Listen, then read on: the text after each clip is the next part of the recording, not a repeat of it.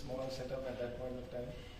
I took a train, reached Bangalore, and Selvam sir was staying in Woodlands Hotel at that point of time, in Richmond Circle. So I was not very clear whom I was supposed to meet or what I had to anticipate about this meeting, but yes, I went and met him, and as usual, his very cheerful and gracious process. He invited me and said that yes, we are planning to do this channel, and no clue on what a channel is at that point of time. Fresh from engineering college, needed an opportunity in life, and then Selvam sir said, okay, let's start work from tomorrow itself. Now the challenge at that point of time was satellite television was just in the process of coming into business, and I think the only channel which was on air at that point of was Z, and Sun TV was there, and Sun TV was about 9 months old at that point of time, and knowledge in Kannada was zero at that point of time. Absolutely new terrain. We had no clue on how to take life forward, but had a little bit of experience with what Sun TV had done. So that's how our journey in Karnataka started in the year '93. And of course, once we started this, I think we had these initial hiccups for about 2 years. Very difficult times, which we went through, but fortunately, I think, great man. I mean, he stood by us in all situations. I mean, there are millions of situations which I can narrate where he's been a guiding light and mentor,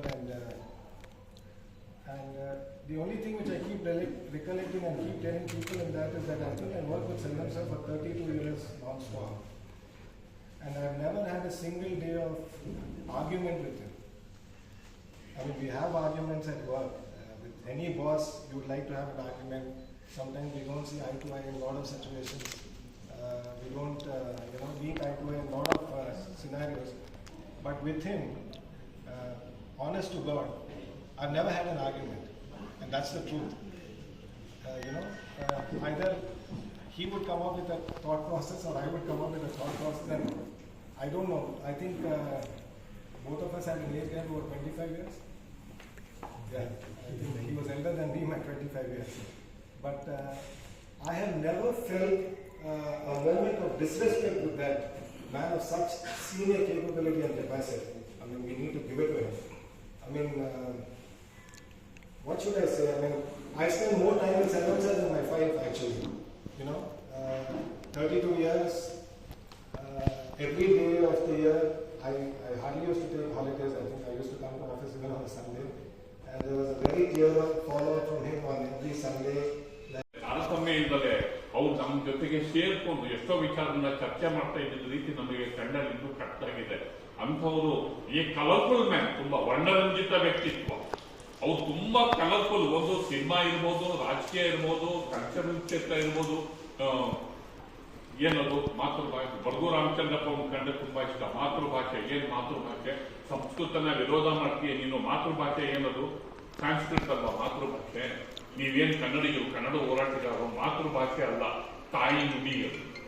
ಅಚ್ಚ ಕನ್ನಡದಲ್ಲಿ ಮಾತಾಡು. ತಾಯಿ ನುಡಿ, ತಾಯಿ ನಾಡು, ನುಡಿ ಅಂತ ಹೇಳು.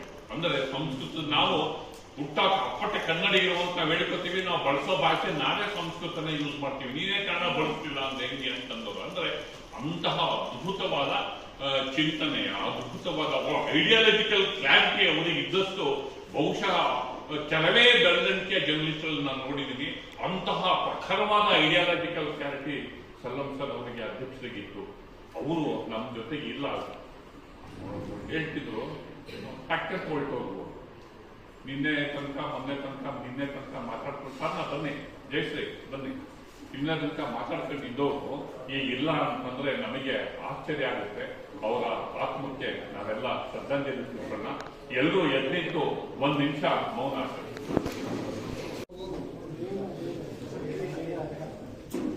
Sir ಬನ್ನಿ, ಮಾತಾಡ್ಬಿಡಿ. ಆಮೇಲೆಲ್ಲ ಎಲ್ರೂ ಬಂದ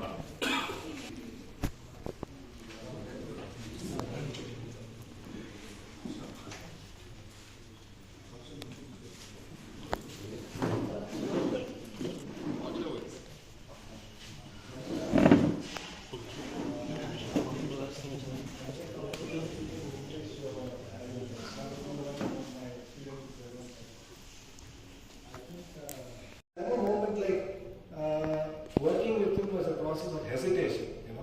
Normally you have to think to call your boss. You have to think, is it the right time to call? If Chandru calls me, it is only for a holiday. So with Selvam sir, it was not like that. It was always work related. It was to the point. Highly committed that man was. I think all of you have had a great experience with that man, isn't it? I mean, the problem is that you can't bullshit to a boss like him and get away. We've seen it in Udaya, we've seen it in India News, we've seen it in all the channels, and any process of that, there is no excuses with him. And he will follow to the hilt very nicely and decently say, is it done? Kelsa agidya, khelta irtare. So, but that has given us a lot of perspective and thought process in life. Otherwise, to work in a place for 32 years non-stop is not a small achievement. Let's be honest. If you have the right boss and the right direction and commitment, I think life is great when you have a boss like him. So, wonderful time, wonderful experiences, lots and lots of lessons which we've learned from him. I think, to cut it short, he passed away on Thursday morning, and even on Wednesday, we had lunch, Harisha, Harsha, myself, Selvam sir, and that lunch was a little more extra that day. And normally we would wrap up by about 2:45, but I think he kept talking till about 3:15, and suddenly he thought about a concept that is a serial concept for discussion. And he said, Vijay, I have this story in mind I want to discuss with you. Normally after lunch I have this tendency to escape from there and then go back to my room and continue with my other process of work. But he said, no, you just come along with me, I want to narrate this. I said, okay, fine. Gurudat, if you all know, that is, Chief Gurudat has been working for series with us. He said, Vijay, call him, I want to talk to him. So I called him and he was somewhere in the hospital. He said, Vijay, I'll be half an hour late. As usual, Selvam says, persistent. Banda, did he come. Finally, he came up at 3:30, and then from 3:30 to 5:15, total narration of the story. And he said, I have to fine tune this. I have to make some corrective process, which we'll take it up tomorrow.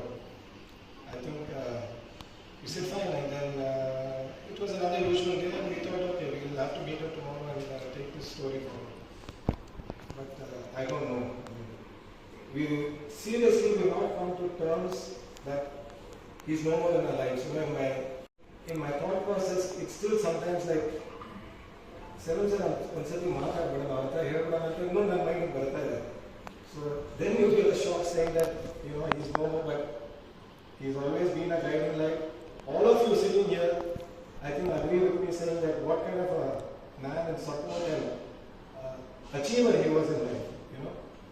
A very, very low profile man, not interested in coming into the limelight, which I think gave us a lot of, what should I say, perspective in life, thinking that it's not coming to the main stage. I think it is important to be behind, drive the system and take it forward. So we just want to live with his blessings, good wishes, and take our life forward. All of us are also getting old. So the only catch is that I think it's been a blessing to be a part of his life for such a long time. So may his soul rest in peace, and thank you so much for giving this opportunity for this great man. I think he needed this, and you guys have done it. Thanks once again for everything. Thank you.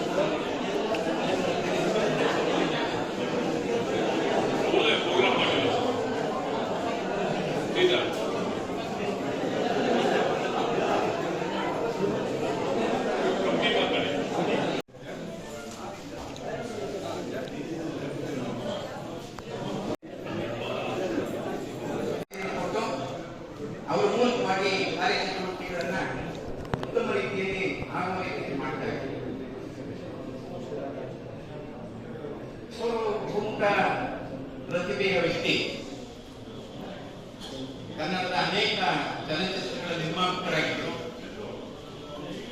ಅದೇ ರೀತಿಯಲ್ಲಿ ರಾಜಕೀಯವಾಗೂ ಕೂಡ ಅವರಿಗೆ ಸಾಕಷ್ಟು ಆಳವಾದಂತಹ ಒಂದು ಪರಿಜ್ಞಾನ ಇತ್ತು. ಆದರೆ ಅವರು ರಾಜಕೀಯ ರಂಗದಲ್ಲೂ ಕೂಡ ಮುನ್ನೆಲೆಗೆ ಬರಲಿಲ್ಲ ಅಥವಾ ಚುನಾವಣೆಗಳಲ್ಲಿ ಸ್ಪರ್ಧಿಸೋದಕ್ಕೆ ಹೋಗಲಿಲ್ಲ.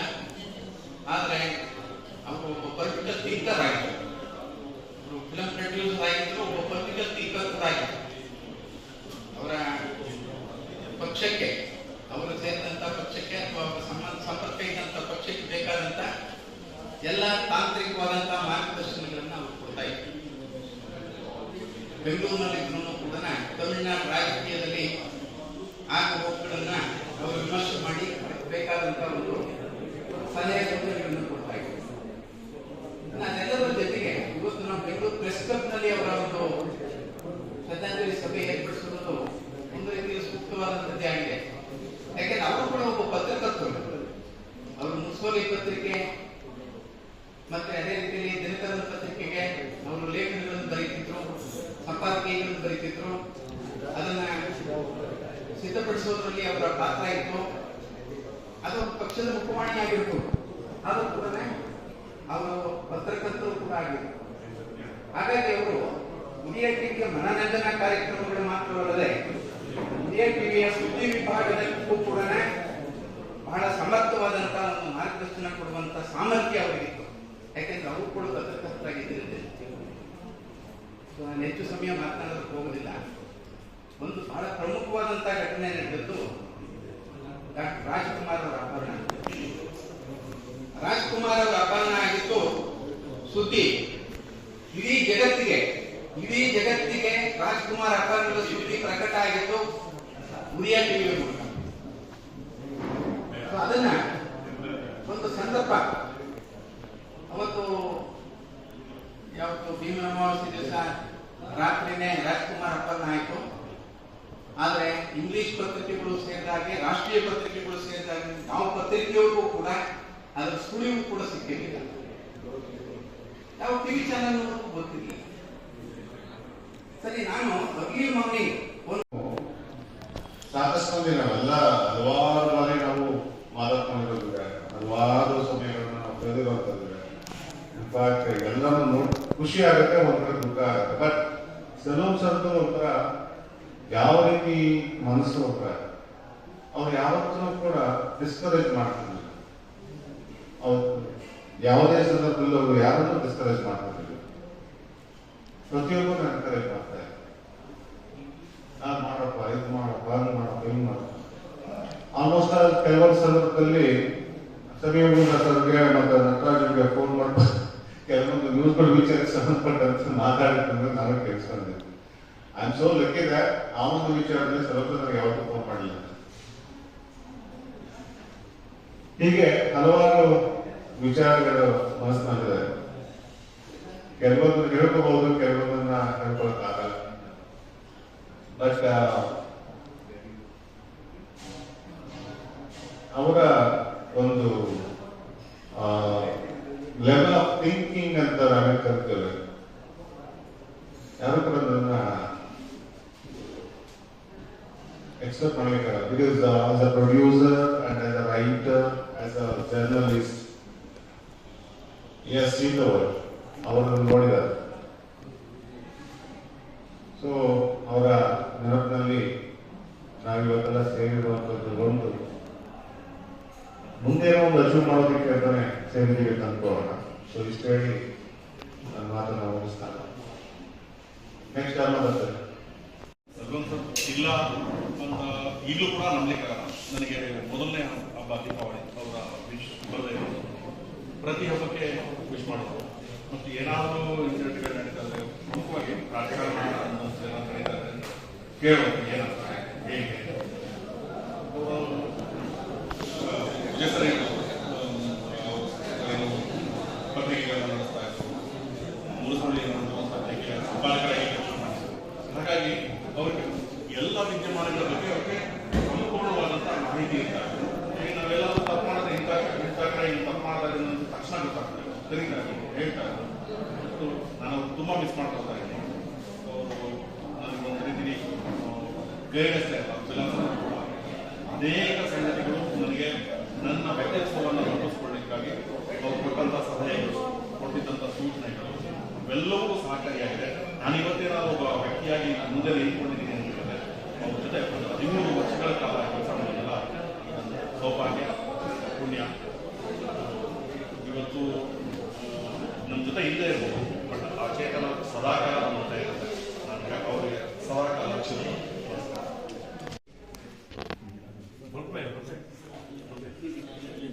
ಸರಿ ಸರ್.